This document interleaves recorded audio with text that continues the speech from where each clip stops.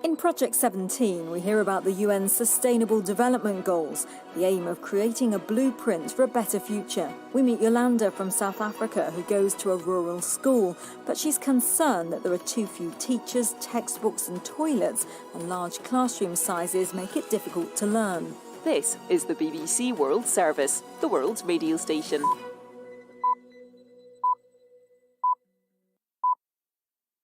You're listening to the BBC World Service. The Arctic isn't a pristine white wilderness. It has its dirty secret.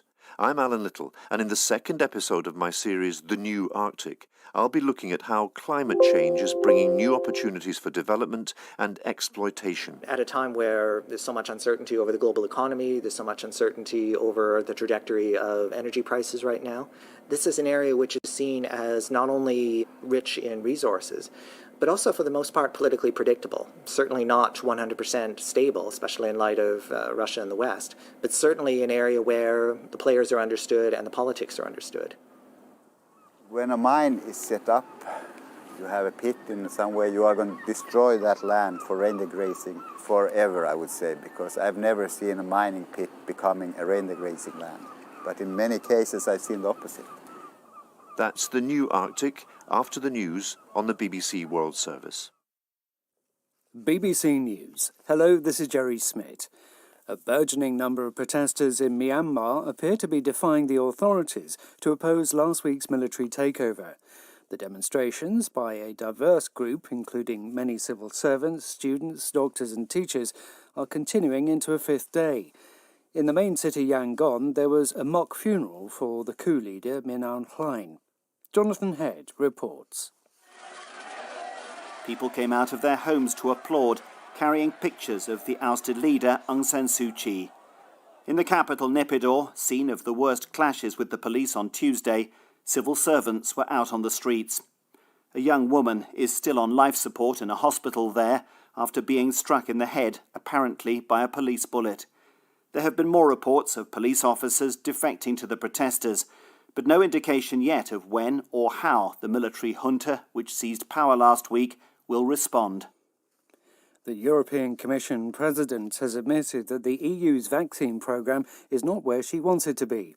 Ursula von der Leyen told the European Parliament that the Commission was late with ordering, too optimistic about mass production and perhaps too confident about the security of supply.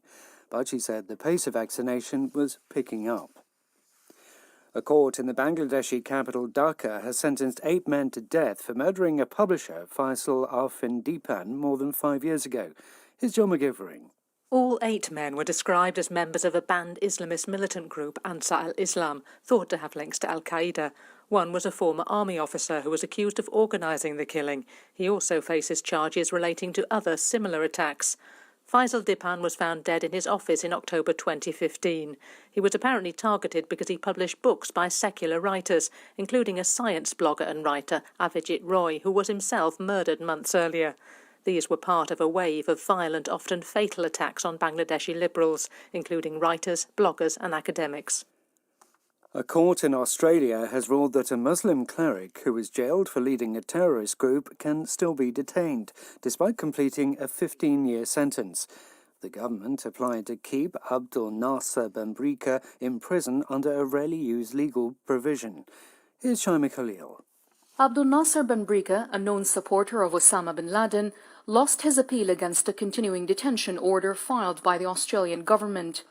The High Court found that the law was valid as it protected the community from the threat of terrorism. Benbrika's lawyers had argued that his prolonged detention was unfair and that the federal government did not have the power to impose the order. The Muslim cleric and his followers were arrested in November 2005 after Australia strengthened laws to detain those in the early stages of plotting terror attacks. News from the BBC. An Australian citizen has pleaded guilty to attempting to broker trade deals for North Korea for arms, oil and coal in contravention of international sanctions. Chan Han Choi, who was born in South Korea, was described by Australian police as a loyal North Korean agent. He'd previously conducted business with North Korea from Australia when it had been legal.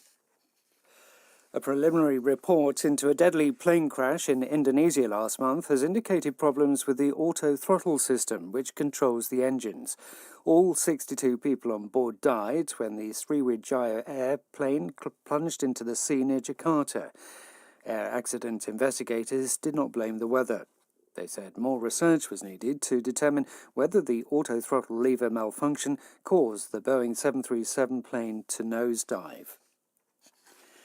New Zealand's Parliament has backed down in a dispute sparked by a Maori MP who refused to wear a tie.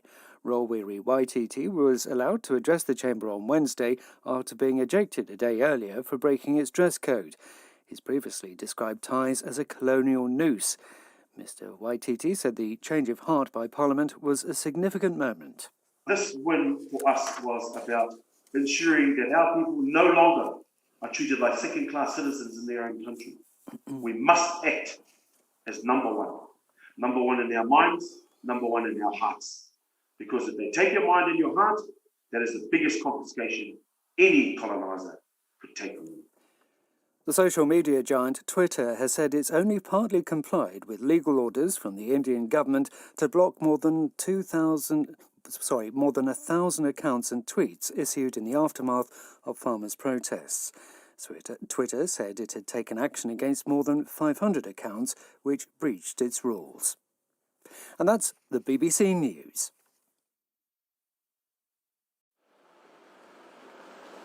My name is Per Nielsen. I'm responsible for the coal mining, coal production in Longyearbyen. The mined area is covered by a glacier. Last days of July, we had a very, very warm period outside. A rather big area of the mine filled up with water. The mine is closed at the moment. Despite what we imagine, the Arctic is not a pristine white wilderness. It has its dirty secret. It has long been a place for mining and fossil fuel extraction.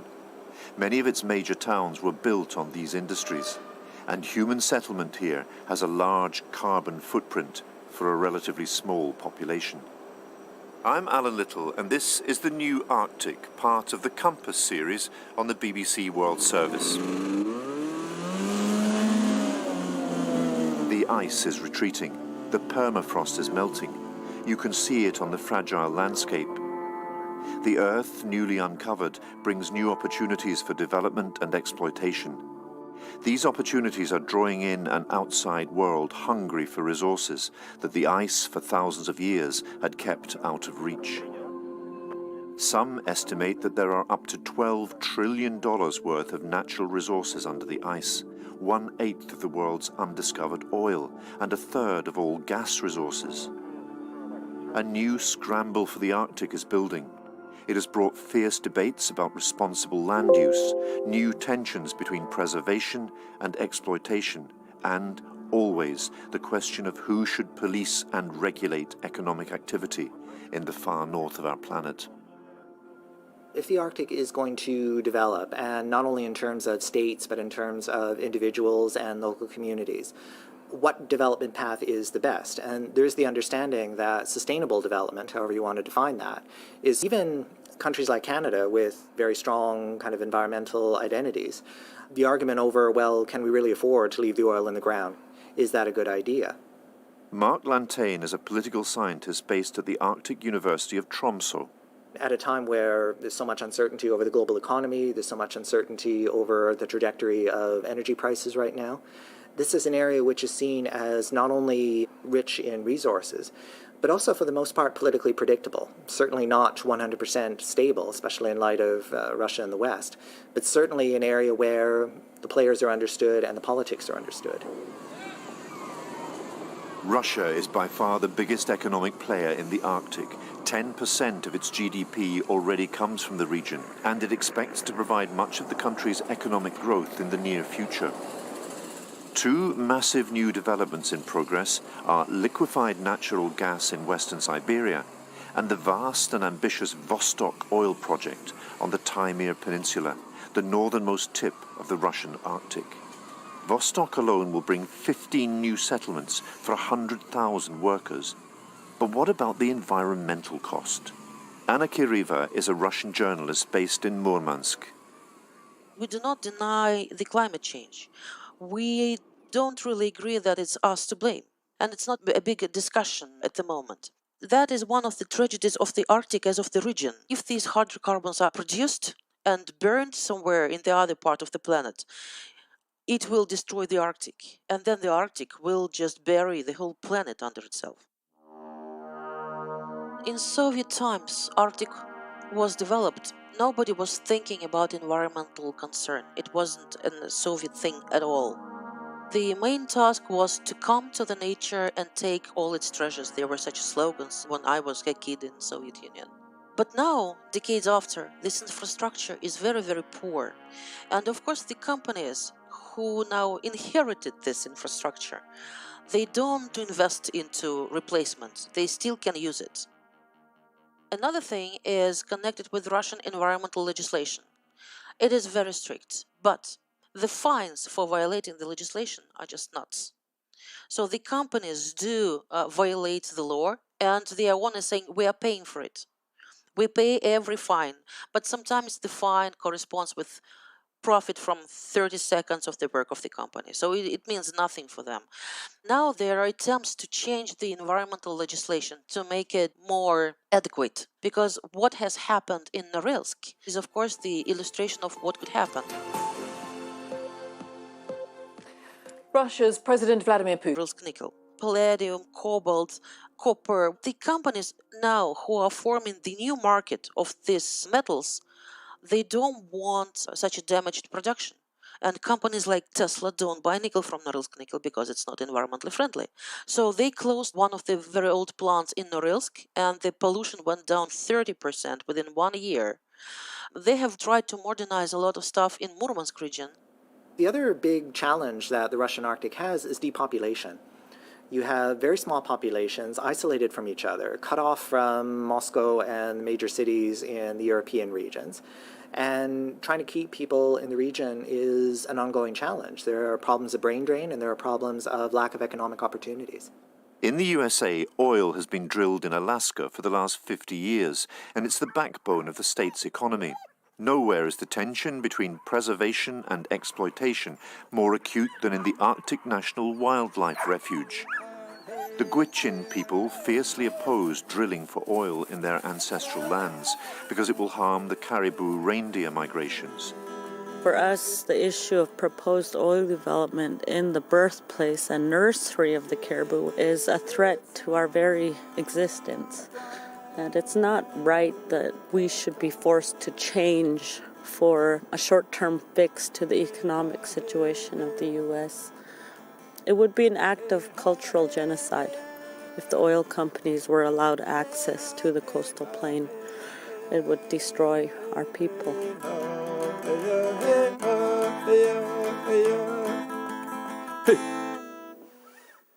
Indigenous communities whose concerns have been swept aside for decades today demand the right to a say in how their ancestral lands are used and who benefits. And different indigenous communities have different priorities. Roughly half the neighbouring Kaktovik village, the only community to live inside the reserve, are heavily in favour of drilling because they depend on the tax revenues from oil and gas. Matthew Rexford is Kaktovik's tribal administrator. So prior to that development, our communities were very poor, and right now we have gravel roads and houses, power generation, and have a water system for our community where each house is connected to a water source and can now flush a toilet. We have seen those benefits. It also created our schools, created our fire stations and clinics. Our life expectancy in our region has increased very much so, and folks are living longer, healthier lives because of that. A lot of the folks are for the development, as long as it's done with the stringent regulations that are in place and the rules and best management practices that the industry has adhered to. Hello out there, Q here. I'm on the top of Ukusisset. What a view. And you can see the capital of Greenland, Nuuk, down below here. My name is Kubanuk Olsen, and I'm born and raised here in Greenland. I am 35 years old and I'm working as the head of department at the Mineral License and Safety Authority at the government of Greenland. You can see the mountain Selmitjak over here. Greenland is a nation on the path to independence from Denmark. It still relies on an annual grant from Copenhagen of around $600 million.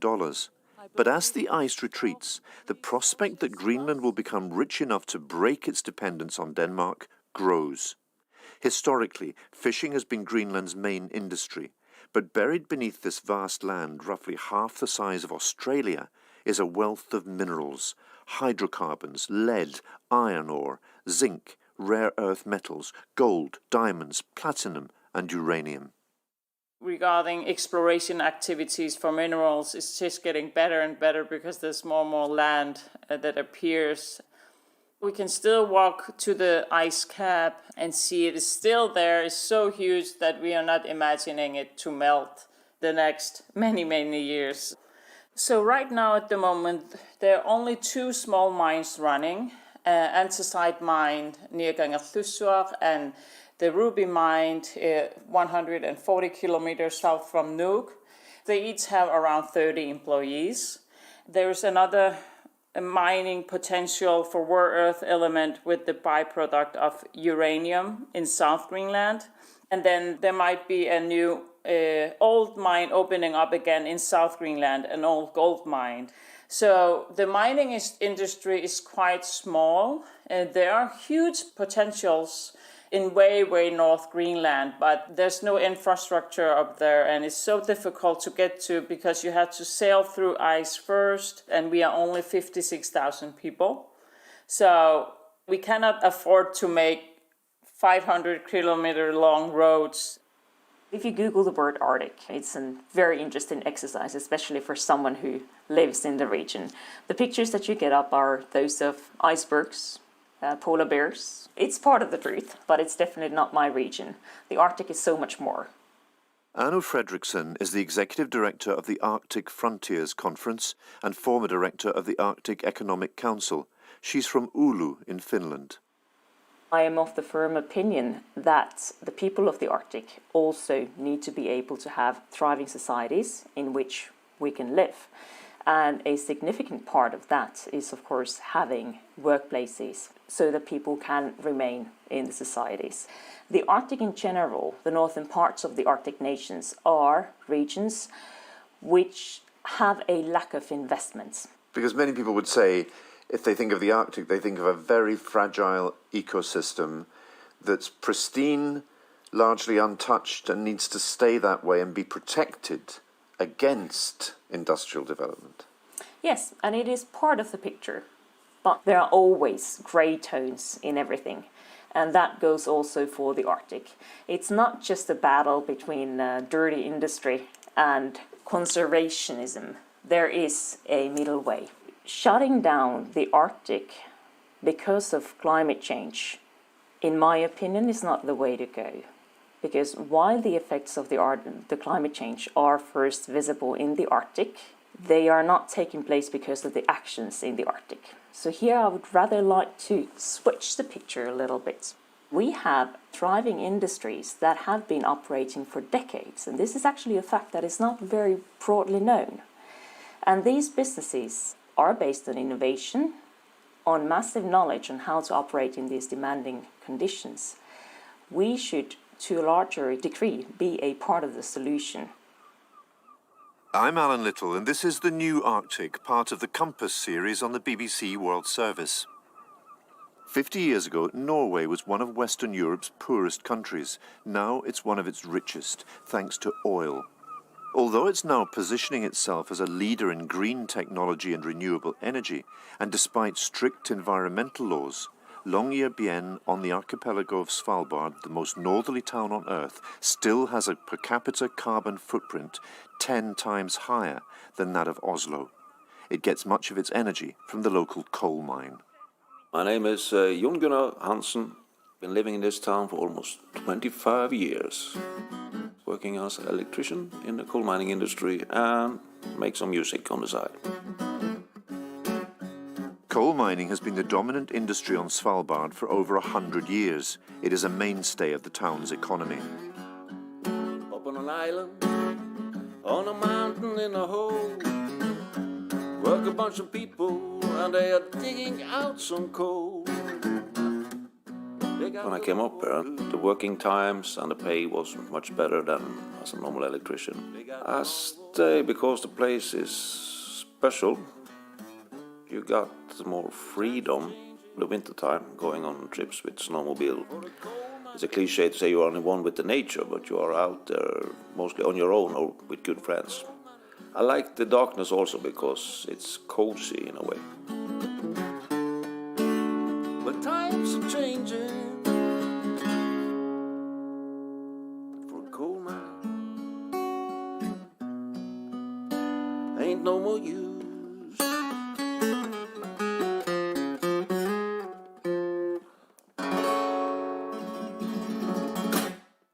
But the state-owned mining company Store Norsk is winding down its mining activities after a turbulent decade for the coal industry. Now just one mine is still in operation, and that only until a greener solution can be found, probably within the next 5 to 10 years. But a shift to green energy can have unintended social implications. And this impacts other trades, not only miners. A lot of people around the coal mining business that are affected by the fact that we are shutting down. Plumber, carpenters, painters, and also the cultural life, because the coal company used to be big sponsors of concerts and stuff. In small, isolated Arctic communities where the living conditions are extreme, a thriving cultural life can be vital to social well-being. The mining company used to hire people to the mines that could play musical instruments to entertain themselves during the long polar night. Zdenka Sokolicova is a research fellow from the University of Oslo, conducting fieldwork in the town. There are 3 choirs, there are several bands and the sports, so that's something that is keeping this town alive. Newcomers always felt like, oh, I would never expect that I would have so much to do in Longyearbyen that I would have to choose to which event to go. The Norwegian mining company Store Norske right now employs about 100 up to 150 people. So that's a steep decrease compared to the year, for example, 2000. So that went down really very much. Tourism went up and research is on a steady rise. So we have also more and more people who work as researchers, scientists here. Coal mining is on the way out, obviously. It should be nice to have something, I don't know, ship, maintenance, something a little bit heavy industry in the bottom. What we see on a practical level taking place already now is industrial development that uses the advantage that the Arctic has, renewable energy. Anu Fredriksson. Northern Sweden, for example, has battery industrial development, which is based on green energy. The same goes for a region in northern Norway, Mo i Rana, of building world's greenest battery fabric. We have industrial development, traditional mines that are looking at different ways of operating using cleaner energy, using hydropower, related to data center development. The large players globally are already very conscious about making their industry greener. And what they are looking at now are places where they can operate with abundance of renewable energy, stable conditions, and natural cooling. Norway and Sweden, Missing land has become pits. There's especially one mine that there's been a lot of discussions about it.